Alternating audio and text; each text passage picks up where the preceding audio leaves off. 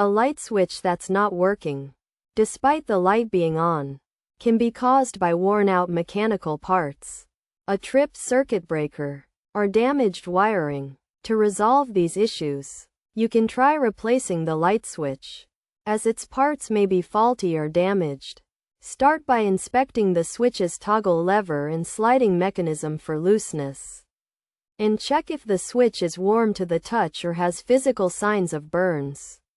Additionally, listen for unusual sounds, such as humming. If you notice any of these symptoms, replacing the switch is likely the best solution. Another possible solution is to reset the circuit breaker. Locate your house's circuit breaker panel. Check if any switches are in the tripped position, and turn the trip switches off and then on again. If resetting the circuit breaker doesn't work, there may be a more serious issue, such as wire damage, in which case it's recommended to consult an expert. The expert will remove the switch cover, inspect the wires, and repair or replace them as needed. By following these steps, you should be able to fix a light switch that's not working, even if the light is on.